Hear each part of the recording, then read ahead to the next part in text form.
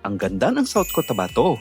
Nakakamangha na sa bilis ng panahon at pagbabago ng teknolohiya ay napagyaman ng lugar na ito ang kanyang natural na kagandahan at kultura. Tara, explore natin ang South Cotabato. Let's go! Ang South Cotabato ay matatagpuan sa Mindanao na parte ng rehiyon ng Soc-Sargen.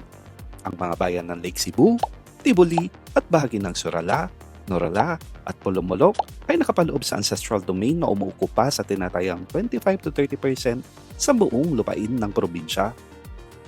Ang mga lokal na tribo at kanilang kultura, sining at kaugalian ay bahagi ng kasaysayan at pagkakilanlan ng rehiyon.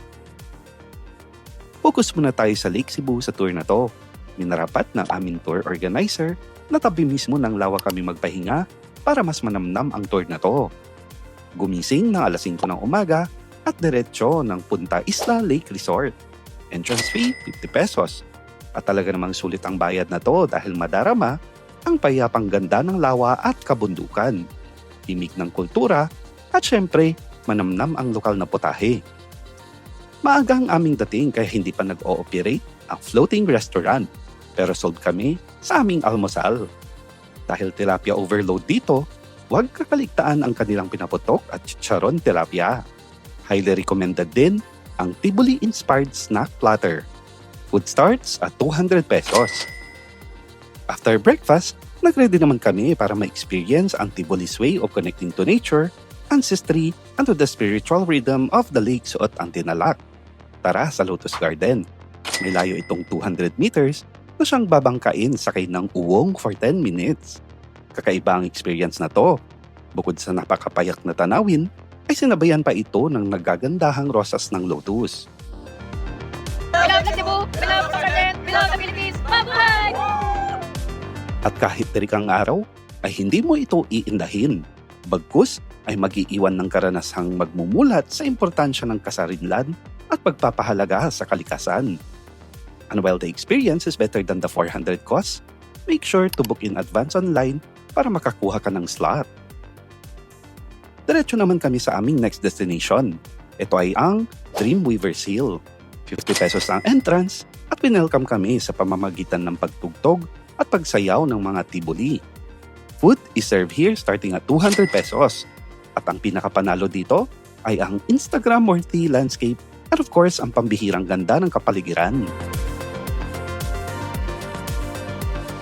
Adventure naman ang next. Tara sa Seven Falls. May pito itong nagtataasan at nagagandahang falls o hikong kung tawagin.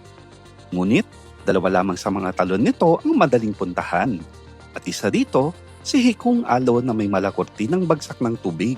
Siya ang pinakamadaling puntahan pero hindi papatalo sa ganda.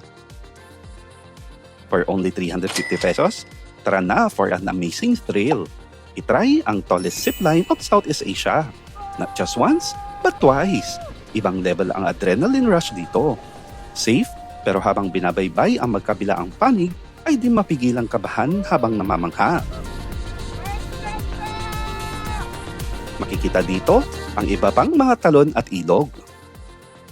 At kung akala mo tapos na, sa pinakahuling bahagi ng zipline ay matatagpuan si Hikong 20. Kakaiba ang pinamalas niyang lakas at sa kanyang ganda, hindi natin mapigilang hindi magpa-picture kahit pa may pagkabuwis buhay. Napakayaman ng kalikasan, sining at kultura ng South Cotabato. Minsan, hindi mo aakalain may gantong lugar pa sa bansa. Samot-sari man ang reaksyon ng iba, para sa akin isa ito sa mga pinakamagandang probinsya ng Pilipinas. Kaya babalikan ko ba to? Oo naman, wala nang isip-isip. Kaya ikaw, samahan mo akong i-explore ulit ang South Cotabato? Let's go!